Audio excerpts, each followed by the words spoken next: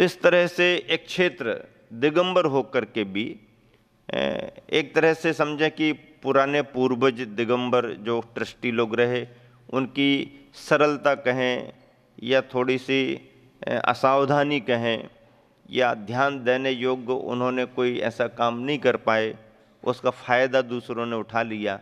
साधर्मी के नाते ऐसा उन्हें थोड़ा अवसर दे दिया गया आने जाने के रूप में, तो धीरे धीरे उसमें कुछ परिवर्तन हो गए, कागज़ बदल गए, स्थितियां बदल गईं।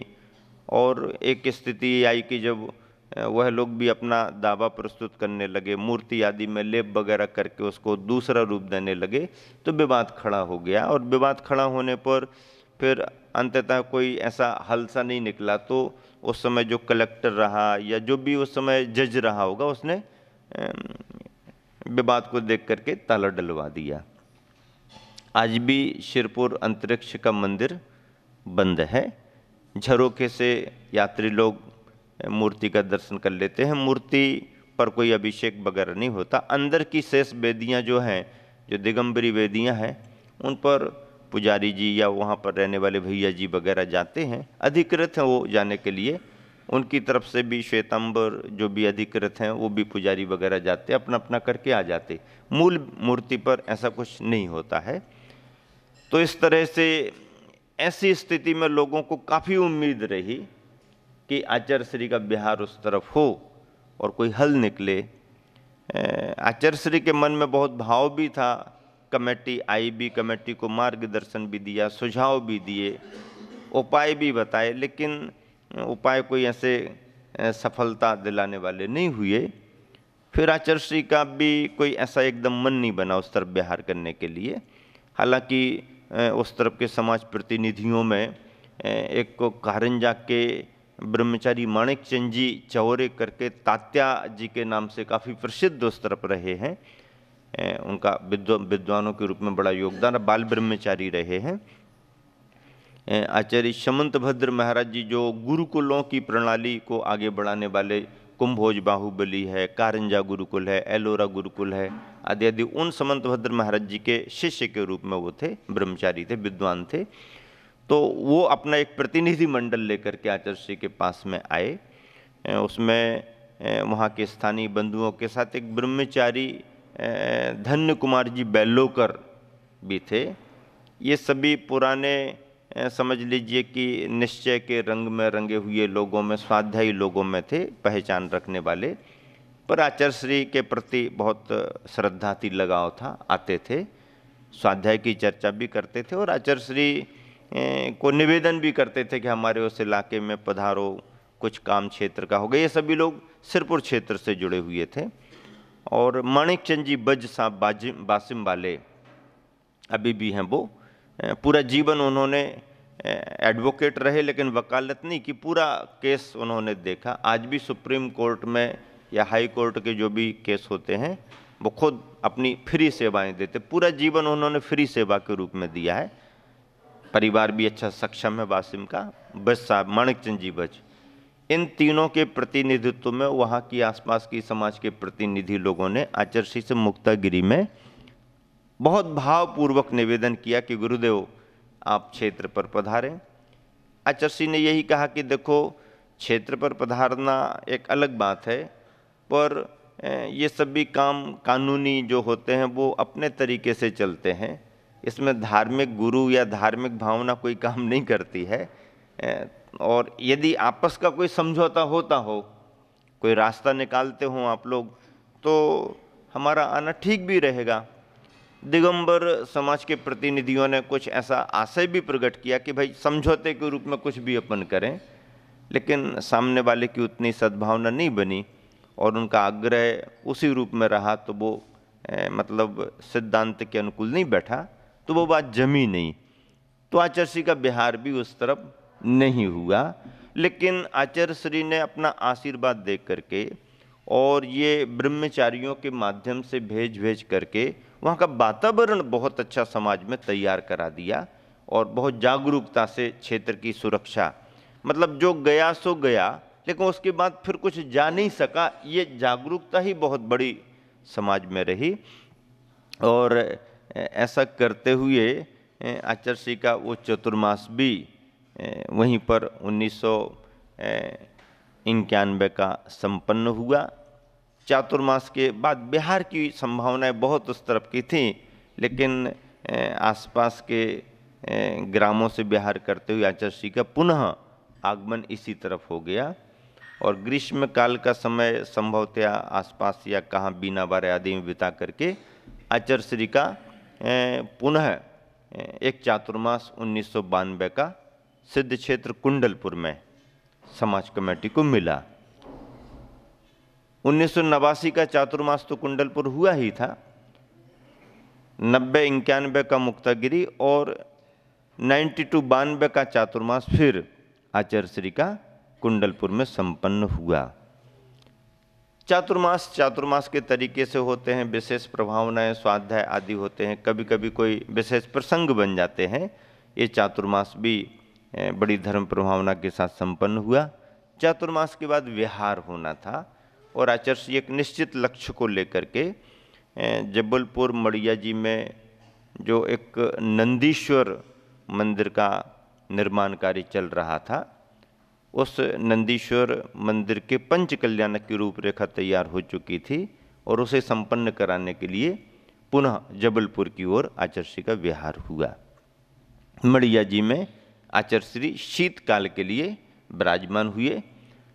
कमेटी ने तैयारियां शुरू की और निवेदन भी आचर्षी को किया और आचर्षी का आशीर्वाद भी मिला कि जो जो संघ जहाँ जहाँ भी हैं सभी संघों को जाके सूचना दो और पंच कल्याणक में सभी संघ सम्मिलित होंगे। ऐसा आचर्षी का संकेत आशीर्वाद सभी संघों को गया तो सभी संघों के विहार प्रारंभ हुए और सभी संघों का आगमन मड़िया जी में हो गया। उस वर्ष हम लोगों का 1992 का चातुर्मास क्षमा सागर जी में प्रमाण सागर जी, वात्सल्य सागर जी, उदार सागर जी, प्रसन्न सागर जी आदि आदि, तो ऐसे करके ये विदिशा में संपन्न हुआ था। इसके पहले का चातुर्मास हम लोगों का सतना में संपन्न हुआ था। सतना के बाद गोटेगांव प्रवास, कटनी प्रवास करते हुए विदिशा में हम लोगों का चातुर्मास संपन्न हुआ। गुरुवर आचर्षी ने विदिशा भी हम लोगों का चातुर्मास एक विशेष प्रयोजन से कराया था। शीतल धाम की रूपरेखा आगे बढ़नी थी, आचर्षी का मार्गदर्शन समाज को था। शीतलनाथ भगवान की 4 कल्याणक स्थली भद्दलपुर विदिशा के नाम से जानी जाती है। समाज बंधुओं के बहुत भाव थे। पंडित सागरमल जी जैन करके एक बहुत अच्छे विद्वान हुए हैं विदिशा के, काफ़ी उनका मूल आमनाय मुनि परंपरा के लिए बड़ा योगदान था। विद्वान थे, निष्प्र ही विद्वान थे। वो बार बार आचर्षी से आग्रह करके संघों को भेजो, संघों को भेजो। आचर्षी ने संघों को भेजा, आर्य का संघों को भेजा, मुनि संघों को भेजा। हम लोगों का उस वर्ष ग्रीष्मकालीन प्रवास और सुयोग से चतुर्मास भी आचर्षी ने वहीं का दिया। चतुर्मास के अंत में संकेत हम लोगों को मिल गए कि बिहार करते हुए आपको मड़िया जी आना है, लेकिन एक कार्यक्रम और आचर्षी ने दे दिया कि ललितपुर यूपी में, ललितपुर के निकट सिरोंजी क्षेत्र है, सिरोंजी में नवनिर्माण का कार्य और प्राचीन जीर्णोद्धार का कार्य कमेटी ने किया था। उन्हें प्रतिष्ठा करानी थी, सूर्य मंत्र दिलाने थे मूर्तियों को, तो कोई संघ चाहिए। आचर्षी को उन्होंने निवेदन किया, आचर्षी ने हम लोगों को निर्देश दिए, हम लोगों का विहार हुआ। सिरोंजी का गजरत पंचकल्याण संपन्न करा के हम लोग आगे बढ़ रहे थे और उसी समय देश में एक तनावपूर्ण स्थिति बनती जा रही थी और वो लगभग जो नवंबर दिसंबर का महीना चल रहा था, बहुत तेज़ी के साथ राम मंदिर और बाबरी मस्जिद को लेकर के 1992 की बात है, नवंबर दिसंबर से बहुत गर्मा गर्मी देश में चल रही थी और बहुत सारे श्रद्धालु लोग, कार्यकर्ता लोग अयोध्या के लिए रवाना हो रहे थे और उस समय तनाव की स्थिति थी। लेकिन अपन को क्या, अपना तो कार्यक्रम करके अपन को निकलना। लेकिन होते करते जैसे ही सिरोंजी का पंचकल्याणक संपन्न हुआ और उसी के जस्ट बाद समाचार मिल गया कि वो तो वहाँ पर मस्जिद गिर गई है। अब ऐसी स्थिति में और यूपी में थे हम लोग, तो जरा चिंता का विषय तो होता है, क्योंकि देश काल की परिस्थितियां कब क्या कैसी बदल जाएं कुछ कहा नहीं जा सकता है। और इस तरह से मन में एक चिंता का भाव भी आया, और लंबा बिहार भी करना था आचार्य के पास तक पहुंचने के लिए। तो अब स्थितियां क्या बनेंगी क्या होगी, तो तुरंत ही हम लोगों ने निर्णय किया कि आगे जो होगा अपन देखेंगे, सबसे पहले यूपी छोड़ दो। क्या तय किया हम लोगों ने कि सबसे पहले यूपी छोड़ दो, क्योंकि यूपी का मामला यूपी में ज़्यादा गर्म आएगा, और यूपी में ही हम लोग थे। तो अब ललितपुर वालों का बहुत आग्रह था कि संग रुके, लेकिन हम लोगों ने कहा भैया अभी मामला गर्म चल रहा है, अपन तो यूपी को छोड़ दो और एमपी में पहुंचो, फिर उसके बाद देखेंगे क्या होता है। उसी समय हम लोगों ने विहार किया जल्दी जल्दी, और यूपी बॉर्डर क्रॉस कर ली, एमपी में जा कर के फिर एक गांव में रुक करके 1-2 दिन हम लोगों ने सोचा कि देखो परिस्थितियां क्या बनती हैं। लेकिन स्थिति थोड़ी सी विषम हो गई थी, आपस में मनोमालिन्य समुदायों में काफ़ी बढ़ गया था, और स्थिति ये आई कि एमपी में विहार करते करते, जबलपुर की ओर विहार करते करते स्थिति और विषम बन गई, क्योंकि भोपाल में उस समय बहुत बड़ा दंगों का रूप ले लिया था, और देश में कब क्या होगा चिंता का विषय था। अब ऐसे समय में मढ़िया जी का पंच कल्याणक सुनिश्चित हो गया है, तैयारियां पूरी हो चुकी हैं, और यहाँ पर स्थिति ये बनी कि मध्य प्रदेश में सुंदरलाल जी पटवा की सरकार थी, और केंद्र में दूसरी सरकार थी, और केंद्र वालों ने मध्य प्रदेश की सरकार को भंग कर दिया। अब मध्य प्रदेश की सरकार और भंग हो गई, गजरत पंच कल्याणक संपन्न होना है, सारे संघों को निर्देश मिल गए हैं, सारे संघों के बिहार चल रहे हैं। स्थिति क्या बनेगी कैसी बनेगी, सब चिंता तो करना ही पड़ती है, धर्म ध्यान वो भी माना जाता है। तो ऐसा करते हुए धीरे धीरे विहार करके सभी लोग जबलपुर पहुंच गए। जबलपुर महानगर की स्थिति ये बन गई कि वहाँ पर कर्फ्यू लग गया, क्योंकि स्थिति थोड़ी सी वहाँ भी बड़ी समाज दोनों समुदाय होने से विषम बनती है। पूरे शहर में कर्फ्यू लग गया। अब कर्फ्यू लग गया शहर में, और इतना बड़ा गजरत पंच कल्याणक आयोजित है, और मड़िया परिसर में नहीं था, मड़िया परिसर से लगभग 2.5-3 किलोमीटर के अंदर अंदर एक बहुत बड़ा ग्राउंड स्थान था, वहाँ पर आयोजन था। अब वहाँ पर सारी व्यवस्थाएं पंच कल्याणक की आदि, तो कमेटी को भी बड़ी चिंता हुई, और गुरुदेव के पास जाकर के निवेदन किया, गुरुदेव अब क्या करें, तैयारियां पूरी हैं पर परिस्थितियां ये बनती जा रही हैं, और शहर में कर्फ्यू लग गया है, आवागमन अवरुद्ध होगा, पंच कल्याणक निरस्त कर दें, कैंसिल कर दें क्या? आचार्य श्री बोले तैयारियां बार बार नहीं होती हैं, अब जो है सो वो काम होगा, अपन तो अपना काम करो, रोकना नहीं इसके लिए, धर्म का काम है, बाधा व्यवधान तो आते हैं लेकिन करो और विशुद्धि बढ़ाओ।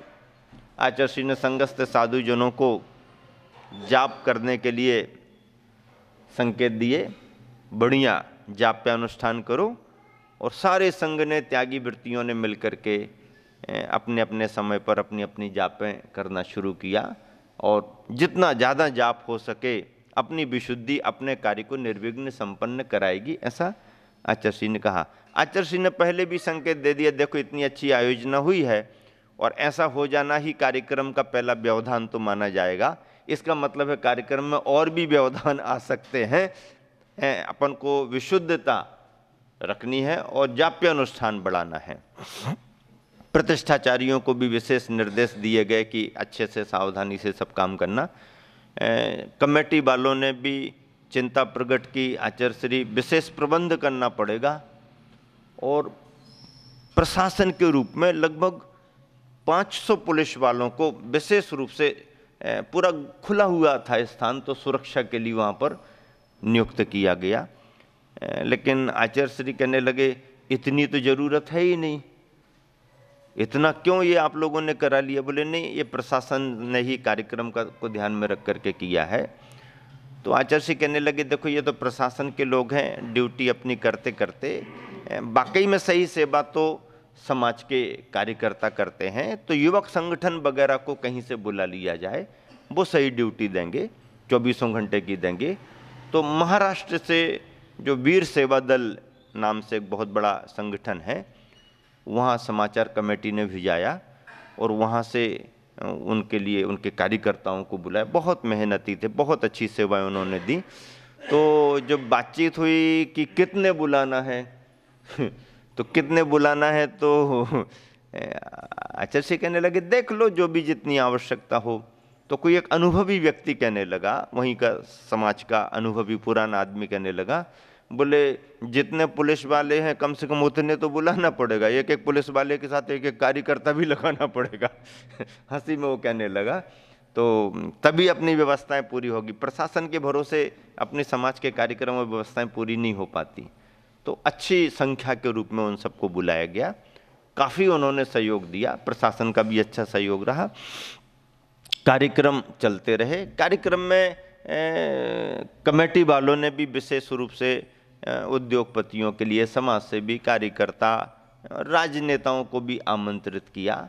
और उसमें समझ लीजिए उस समय राजमाता सिंधिया जो ग्वालियर परिवार से जुड़ी हैं वो भी आमंत्रित थीं, वो आईं। बहुत भावभीना उन्होंने अपना निवेदन आचार्य सिंह के प्रति मंच पर रखा। बहुत ही सरलता से उन्होंने मतलब जो अपना भाव प्रकट कर सकती हैं आचार्य सिंह के प्रति, उनकी पूरी टीम थी।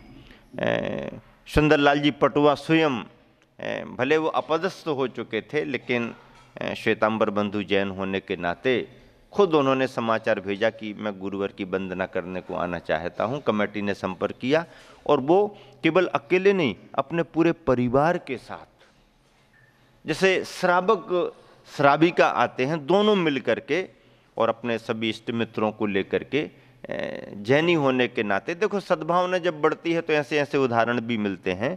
और बहुत भावपूर्वक उन्होंने आचार्य सिंह की वंदना की, अपना भाव भी प्रकट किया और गुरुवर से आशीर्वाद भी मांगा कि मैं इसी तरह से देश सेवा, समाज सेवा करता रहूं।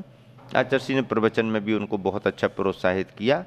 और उस समय केंद्रीय मंत्री केंद्र में रहे अर्जुन सिंह जी भी आए हुए थे, कमेटी ने उनको भी बुलाया था।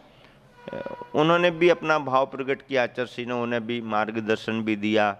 और महाभारत के कृष्ण अर्जुन के संवाद को लेकर के अर्जुन सिंह को भी परोक्ष रूप में एक विशेष तरह की प्रेरणा दी